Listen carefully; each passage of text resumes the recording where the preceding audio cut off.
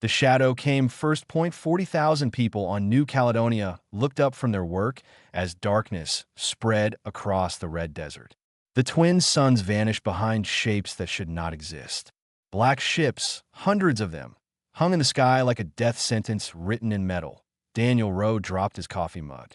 It shattered on the ground, but he did not notice. After 30 years of building this colony with his bare hands, after burying his wife in its red soil, he was watching the end arrive. The broadcast came minutes later. Every screen, every speaker, every device on the planet carried the same message. The alien spoke in perfect English, its face gray and angular, its eyes like polished stones. I am Commander Shulveth of the Vecthory Dominion. Your world now belongs to us. You will surrender all weapons. You will report to designated areas. You will comply, or you will die. You have 1 hour. The transmission ended. For a long moment, the colony was silent. Then Daniel walked to the communication center. His bones ached. His heart pounded. But his hands were steady when he reached the microphone. "This is Administrator Daniel Rowe," he said, to whatever is up there listening. "You want our home? Come try." He cut the transmission and turned to face the crowd that had gathered behind him. Miners, farmers, teachers, doctors. Not soldiers, not warriors. Just people who had traveled across the stars to build something new. "Get everyone into the mines," Daniel said. "We know those tunnels better than anyone. They want to take our home? They'll have to dig us out." The evacuation began within minutes. Priya Nair, 7 months pregnant, organized the movement of children and elderly into the deepest shafts. Her husband had died in a mining accident 2 years ago. She had stayed because New Caledonia was the only place that still felt like him. "Keep moving," she called out, guiding families past the heavy equipment. "Stay calm. Stay together." Old Gareth Lund stood at the mine entrance with a plasma cutter in his hands. 72 years old, retired military, survivor of 3 wars. He had come to New Caledonia to die in peace. Now he would die fighting instead. "Gareth," Daniel said, gripping the old man's shoulder. "We need to collapse the north entrance after everyone's inside." "Already got the charges set," Gareth replied with a grim smile. "These bastards picked the wrong rock to land on." The Vecthory ground forces arrived as the last colonists disappeared underground. Tall figures in black armor, carrying weapons that hummed with deadly energy. They expected to find a population on its knees. Instead, they found empty streets and silence. Shulveth watched from his command ship, his stone eyes narrowing. In 400 years of conquest, he had never seen this. Species surrendered. That was the natural order. The strong took, and the weak gave. It was how the universe worked. "Commander," one of his officers reported, "the humans have retreated into underground tunnels. Our scans show extensive mining networks. It will take significant resources to clear them." "Then use significant resources," Shulveth replied. "They are primitive creatures. They will break." But the humans did not break. The first Vecthory squad to enter the tunnels walked into a trap. Mining explosives, buried in the walls, brought down tons of rock on their heads. 12 soldiers died without firing a single shot. The second squad found their path blocked by makeshift barriers. When they tried to cut through, they triggered more explosives. 8 more dead. By nightfall, Shulveth had lost 40 soldiers. 40 soldiers against an enemy with no military, no training, no proper weapons. It was impossible. It was insulting. Deep in the tunnels, Daniel gathered the colony's leaders by lamplight. Their faces were dirty and tired, but their eyes burned with something Shulveth would never understand. "They'll bring more troops," Daniel said. "They'll try gas, fire, whatever it takes. We can't beat them in a straight fight." "Then we don't fight straight," Gareth said. "We make them pay for every meter. We make this the most expensive piece of rock in the galaxy." Priya placed a hand on her belly, feeling her child kick. "How long do we need to hold?" "Long enough," Daniel said. "I sent a message to Earth before they cut our communications. Help is coming. We just need to survive until it arrives." Somewhere above, in the cold darkness of space, Shulveth stared at the planet below. A worthless mining colony. A population of workers and farmers. They should have surrendered in minutes. Instead, they were fighting that a strange feeling crept into Shulveth's chest. He had conquered 19 worlds. He had crushed rebellions, ended civilizations, brought entire species to their knees. But he had never felt this feeling before. IT took him a moment to recognize IT. IT was doubt. Far away, moving through the void at impossible speed, human warships received the distress call. Fleet Admiral Rosa Delgado read the message 3 times. A colony under attack. 40,000 civilians. An enemy of unknown strength. She gave one order. Maximum speed. We're going to war. In the tunnels of New Caledonia, a baby kicked inside its mother's womb, and 40,000 humans prepared to teach the galaxy a lesson it would never forget. Humans never give up. 3 weeks felt like 3 years underground. Yuki Tanaka pressed her back against the cold stone wall and listened. Footsteps above. Heavy, mechanical, wrong. The Vectory patrol passed over the collapsed building where she hid, and she allowed herself to breathe again. She was one of the few humans still on the surface. 23 people in her cell, hiding in the ruins, striking when they could. Last night, they had destroyed a Vectory supply convoy using nothing but mining drones and determination. Small victories. But victories all the same. Far below, in the deepest tunnels, the colony survived. Barely. The Vectory had tried everything. They pumped poison gas into the shafts. The colonists sealed entire sections, losing 200 people in one terrible night. They sent assault teams into the darkness. The miners knew every twist and turn, every hidden passage, every place where the rock was weak enough to bring down on an enemy's head. Shulveth sat in his command chamber and studied the reports. 3 weeks. 3 weeks against farmers and miners. His superiors in the Dominion were growing impatient. His soldiers were growing afraid. Afraid of humans. The thought made him sick. Commander, his aide reported, we have intercepted communications from the other occupied worlds. The humans there also resisting. Frost Harbor has destroyed our fuel depot.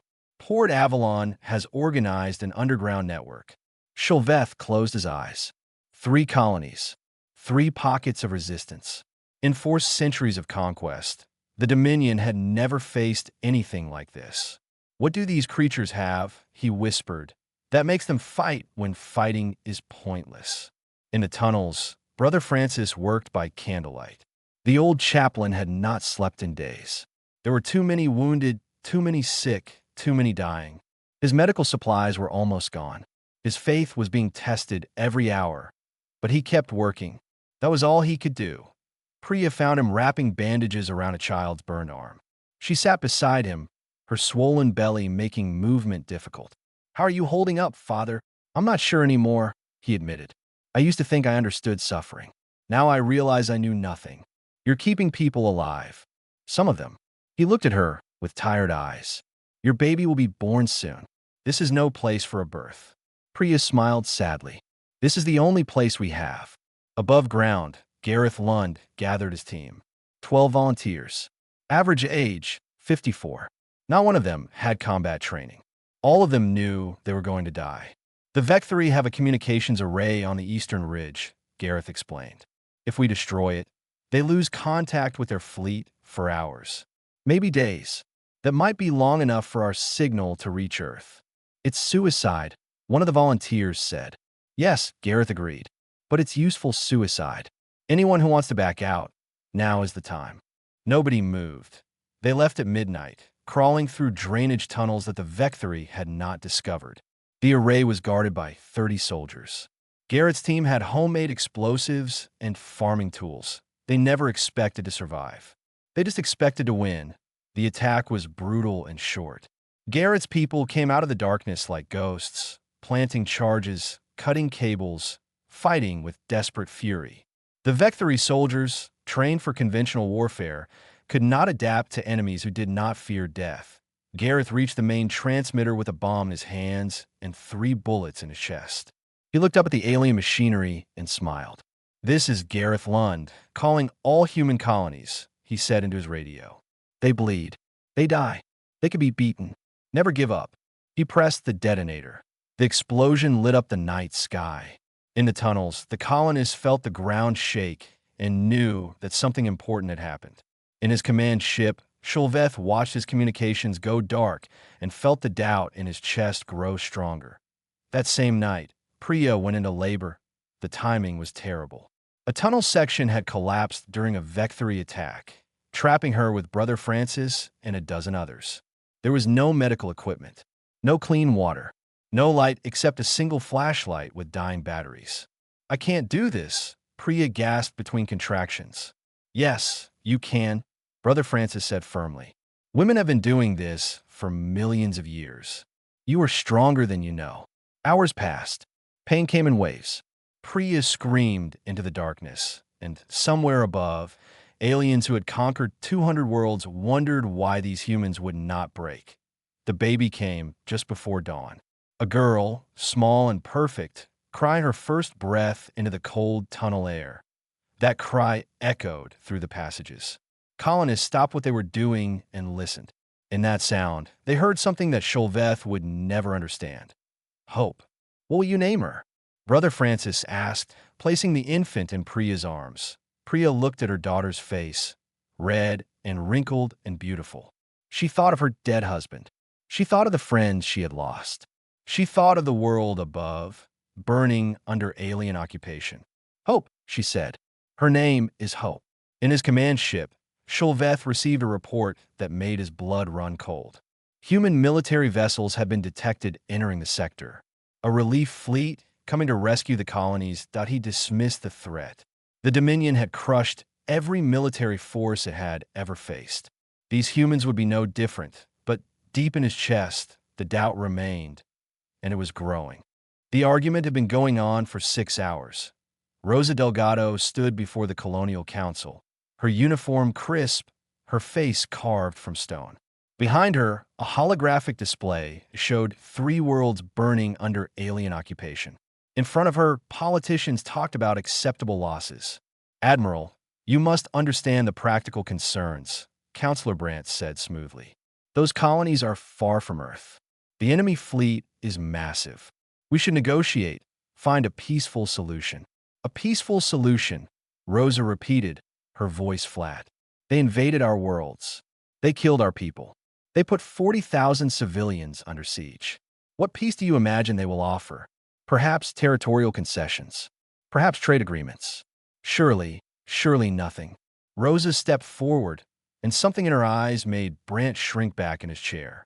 "I lost my son to pirates 10 years ago because we didn't have enough ships in the outer sectors. I will not stand here and watch us abandon 40,000 more." She turned to face the full council. These were the men and women who controlled humanity's future. Some of them had never left Earth. Some of them had never seen the stars except through windows. "We have 47 ships ready to deploy," Rosa said. "Intelligence suggests the enemy has 200. Those are not good odds. I understand that. But let me tell you what I also understand." She pointed at the burning worlds on the display. "Those are our people, our families, our future.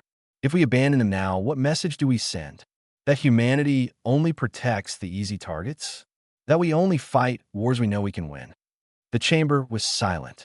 "I have read the reports from New Caledonia," Rosa continued. "Farmers fighting with mining tools.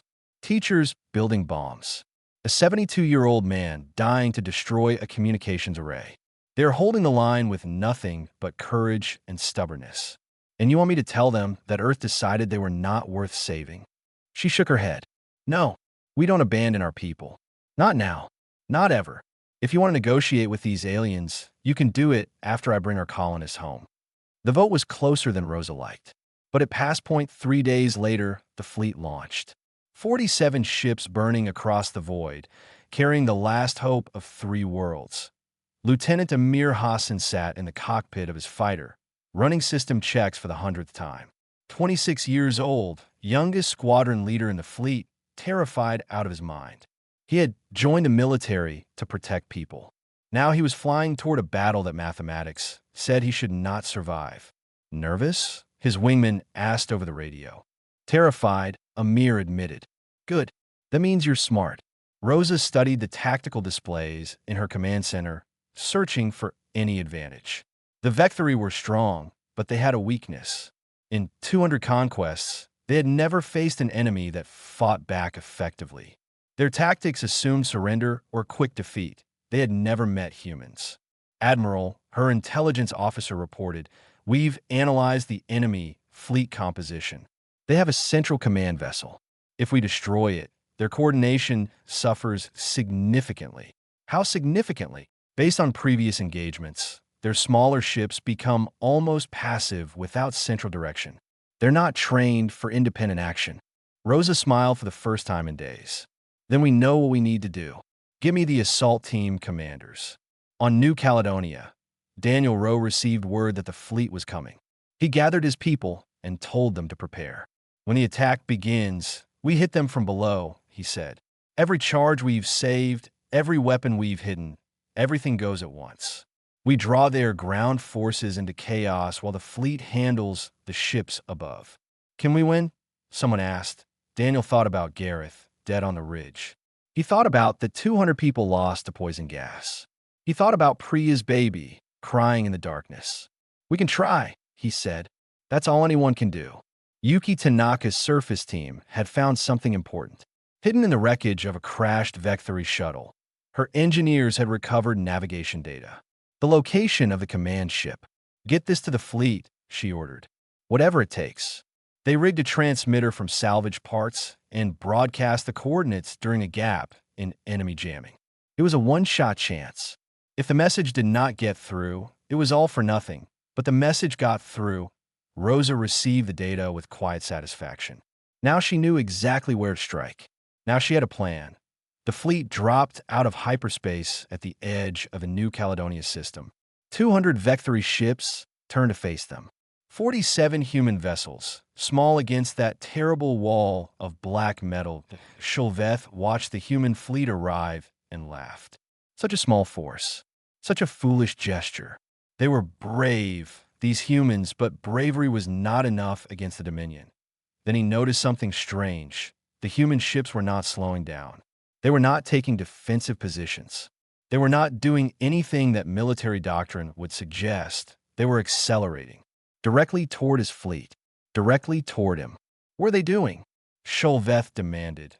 Nobody answered, because nobody knew humanity was coming, and they were not coming to negotiate. They were coming to fight. Space burned. Captain Ingrid Holm watched through her viewport as human and Vecturi ships tore each other apart. Explosions bloomed like flowers of fire against the black void. Debris scattered in all directions. Radio channels screamed with orders, warnings, and dying words. This was the largest battle in human history, and she was flying straight through the middle of it. "Relentless, maintain course." Admiral Delgado's voice crackled over the comm. "You have one job. Reach that command ship." "Understood, Admiral. We'll get it done." Ingrid's destroyer was small and fast. Around her, 6 escort ships formed a protective screen, taking hits meant for her.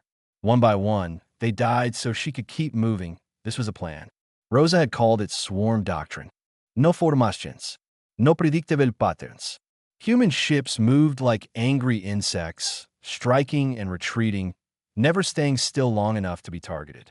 The Vecturi, trained for organized fleet battles, could not adapt. Shulveth watched his displays with growing horror. 3 cruisers destroyed by a retreating squadron that had suddenly turned and attacked. 2 destroyers lost to mines that the humans had scattered during an apparent retreat. His fleet was larger, stronger, better equipped. And it was losing. "They fight without logic," his tactical officer said, voice trembling. "They do not follow any doctrine we recognize." "Then find their pattern." "Commander, there is no pattern. They simply refuse to stop." On the planet below, Daniel Rowe gave the signal. Every hidden charge on New Caledonia detonated at once. Vecturi ground positions vanished in fire and thunder. Colonists poured out of the tunnels, wielding whatever weapons they had, attacking with the fury of people who had spent a month living in darkness. The Vecturi ground forces, already depleted by weeks of tunnel fighting, collapsed under the sudden assault. Soldiers who had never faced true resistance panicked and ran. "Push them back," Daniel shouted, leading the charge despite his 58 years. "This is our home." In orbit, Ingrid's ship broke through the defensive line. The command vessel loomed ahead, massive and terrible. Her escorts were gone. Her shields were failing. Half her weapons were offline. "All hands, prepare for boarding action," she announced. "Gunnery Sergeant Cooper, your team is up." Dale Cooper checked his rifle one last time. 38 years old, career Marine, veteran of a dozen minor engagements. Nothing like this. His boarding party was 12 men and women against an enemy ship with hundreds of crew. But the mission was simple. Kill the commander. Cut off the head. "Everyone ready?" he asked. "No," someone admitted. "Good. Let's go anyway." The Relentless crashed into the command ship's hull like a knife into flesh. Explosive bolts blew open the breach point, and Cooper's team poured through. The fighting was immediate and brutal. Vectory soldiers were larger, stronger, better armored. But they had never fought humans in close quarters. They did not understand creatures who kept coming even when wounded, even when dying, even when all hope was gone. Cooper took a plasma bolt to the shoulder. He kept fighting. Another Marine lost an arm to an energy blade. She kept fighting, firing one-handed until she bled out. The corridor became a slaughterhouse of bodies and blood. Shulveth heard the alarms and knew what was happening. Humans on his ship, inside his walls, coming for him. For the first time in 400 years, he ran. Cooper's team was down to 4 when they reached the bridge. The door was sealed, reinforced, supposedly impenetrable. Cooper placed his last explosive charge and stepped back. The explosion tore the door apart. Cooper walked through the smoke, rifle raised, and saw Shulveth standing at the far end of the room. The alien commander held a ceremonial blade, his stone eyes filled with something Cooper recognized: fear. "Why do you not surrender?" Shulveth demanded. "You have won nothing. Even if you kill me, the Dominion will destroy your species. You cannot win." "Maybe," Cooper said, "but we can make you regret every moment of this war." The fight was short. Shulveth was old, skilled, deadly. But Cooper had been training for combat since he could walk, and he had something the alien would never understand. He had nothing left to lose. The ceremonial blade found Cooper's chest as Cooper's knife found Shulveth's throat. They fell together, human and alien, conqueror and conquered. With his last breath, Cooper looked at the command display. He saw something that made him smile despite the pain. Invasion plans. Earth. 6 months that he managed to activate his radio. "Admiral, they were coming for Earth." Found their plans. Everything. The transmission cut off. In the void, the Vectory fleet began to fragment. Without their commander, without central orders, ships started retreating, surrendering, fleeing. The battle was over. Admiral Delgado received Cooper's final message and understood what it meant. The Vectory had not come for 3 colonies. They had come for humanity itself, but they had made a mistake. They had shown their hand. And now humanity knew. On the surface of New Caledonia, Daniel Rowe stood in the ruins of a Vectory command post and watched alien ships burn across the sky. Around him, colonists cheered and wept and embraced. They had won. Against all odds, against all logic, they had won. But Daniel knew this was not the end. Cooper's dying message had reached everyone. The Dominion wanted Earth. The war was not over. It was just beginning. The funeral lasted 3 days. Humanity buried its dead on New Caledonia, Frost Harbor, and Port Avalon. They buried the soldiers who fell in the battle above. They buried the colonists who died in the tunnels. They buried Gunnery Sergeant Dale Cooper, whose last act had revealed the enemy's true plan. And then they got to work. Earth had never been truly united. Nations, corporations, old grudges, new ambitions. For centuries, humanity had fought itself as much as it fought the darkness between stars. But Sergeant Cooper's message changed everything. The Vectory were coming for Earth. Not the colonies, not the outer systems. Earth itself. 3 months after the Battle of New Caledonia, the United Human Military was born. Every nation, every colony, every ship capable of carrying a weapon joined together under one flag. Admiral Rosa Delgado was named Supreme Commander by unanimous vote. This is not a defensive war anymore, Rosa announced in her first broadcast to all human space. We know what they want. We know what they planned. Now we take the fight to them. Priya Nair watched the broadcast from her rebuilt home on New Caledonia, her daughter Hope sleeping in her arms. The baby was 3 months old now, healthy and strong. A symbol of survival that a reporter had called Hope the miracle of New Caledonia. The story had spread across every human world. A baby born in darkness, crying life into the tunnels while aliens tried to exterminate her people. Priya had not asked for fame, but she understood what hope meant to others. So she gave interviews. She told her story. She became a voice for the colonies that had bled to buy humanity time. They thought we would break, Priya said in one broadcast that was watched by billions. They thought we would surrender, give up, accept our fate. They were wrong. We are human. We do not give up. We never give up. Daniel Rowe, too old for combat, joined the offensive fleet as a civilian advisor. He had spent 3 decades building colonies. Now he would help liberate them. You should stay, Yuki Tanaka told him before he shipped out. She had been promoted to fleet commander after the battle, her surface resistance recognized as crucial to victory. I've been fighting since they arrived, Daniel replied. I'm not stopping now. The human fleet moved through vectory space like fire through dry grass. World after world fell to the advance. But humanity did not conquer. Instead, they liberated. The vectory dominion had enslaved hundreds of species. Races that had surrendered, given up, accepted their chains. They had lived under vectory rule for centuries, hope beaten out of them. Until now, Rosa's policy was simple. Any species that wanted freedom would have it. Any world that wanted to fight would have human support. The Dominion had grown fat on slave labor and broken spirits.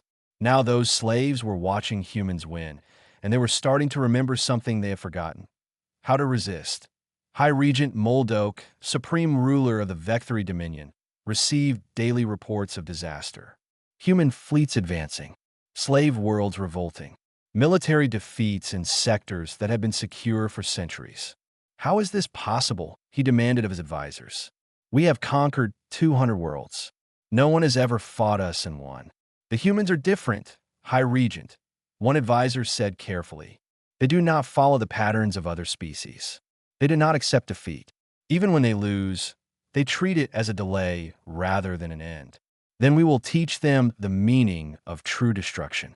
Moldoke activated the Dominion's final weapon, a planet killer, ancient technology from a forgotten war, powerful enough to shatter a world that he aimed at Earth. The reports reached Rosa within hours. A massive vessel, moving slowly but steadily toward human space. Scans showed an energy signature unlike anything in the database. It's a doomsday weapon, her science officer confirmed. If it reaches Earth, the planet dies. Rosa faced an impossible choice. Her fleet was deep in vectory space, close to victory. If she pulled back to defend Earth, the advance would collapse. If she kept pushing forward, Earth might be destroyed. She made her decision in less than a minute. Split the fleet, she ordered. Commander Tanaka, you will take half our ships and intercept the planet killer. I will continue to the vectory homeworld with the rest. Yuki accepted the mission without hesitation. She knew what it meant. Half a fleet against a weapon designed to kill worlds. The odds were not good, but she had learned something in those weeks hiding on the surface of New Caledonia. Odds meant nothing to humans who refused to lose on the vectory homeworld. Moldoke watched his displays with growing unease. The humans were still coming. Even knowing about the planet killer, even knowing their home was threatened, they were still coming. His advisors had told him that humans would retreat when Earth was threatened. They had been wrong. Worse, the slave worlds were in open revolt now. Species that had not resisted in centuries were suddenly fighting back. The Dominion was crumbling from within, even as humans attacked from without. Were these creatures? Moldoke whispered. Nobody answered, because there was no good answer. Humans were simply something the galaxy had never seen before. A species that treated surrender as a foreign concept. A race that fought hardest when the situation was most desperate. The final battle was coming. Earth's fate hung in the balance, and humanity, as always, refused to give up. Two battles decided the fate of the galaxy. Yuki Tanaka's fleet intercepted the planet killer 3 days from Earth. The weapon was massive, a mountain of metal and death moving through space with unstoppable momentum. Her ships were small, damaged, outnumbered by its escorts. All vessels begin attack runs, Yuki ordered. Focus on the weapon's engines. Slow it down. Human ships dove toward the planet killer like wasps attacking a giant. Vecthory defenders swarmed to meet them. The void filled with fire and death. Far away, Rosa Delgado led the second battle.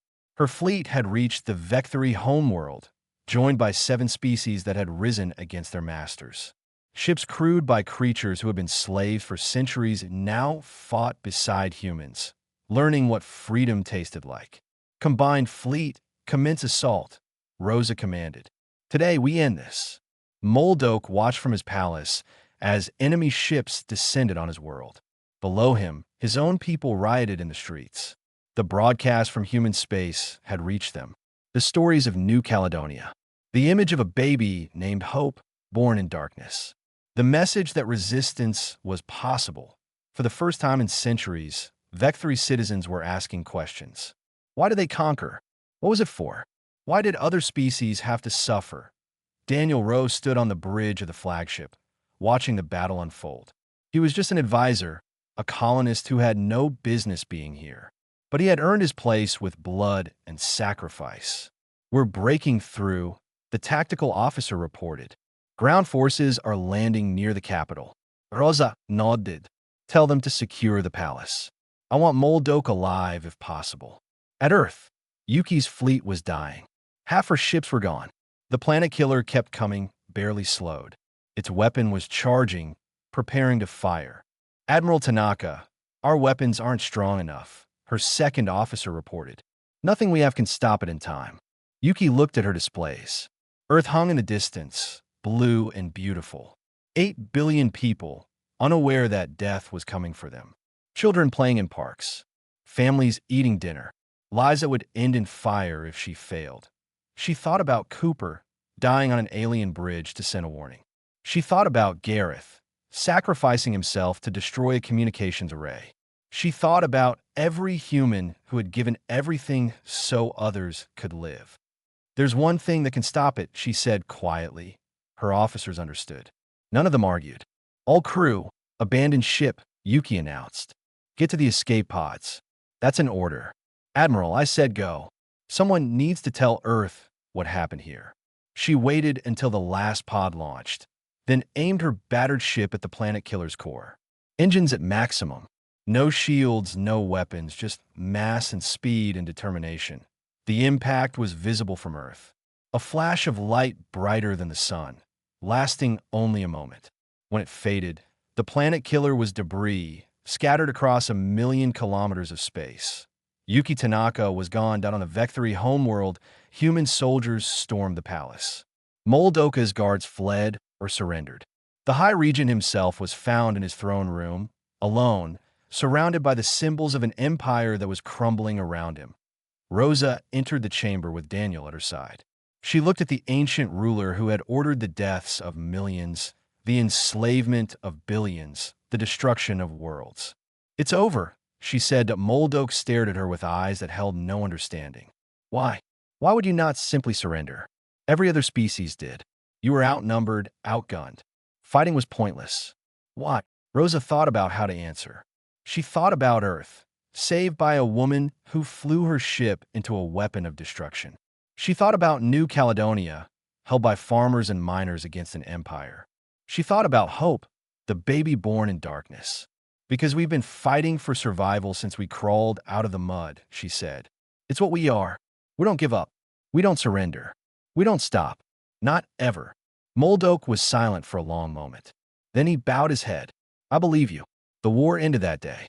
The Vecthory Dominion surrendered unconditionally. 7 enslaved species declare their freedom. The galaxy, for the first time in centuries, began to heal. 5 years later, A memorial stood on New Caledonia.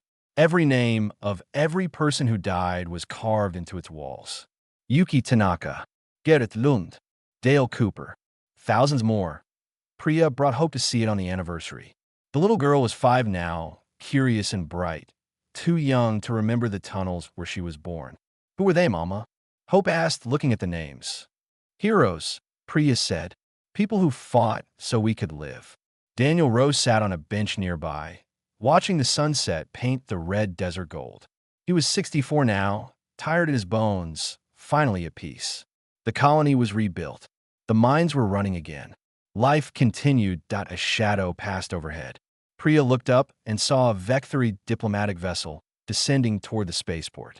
The new Vec-3 government, seeking trade and alliance. Former enemies becoming friends.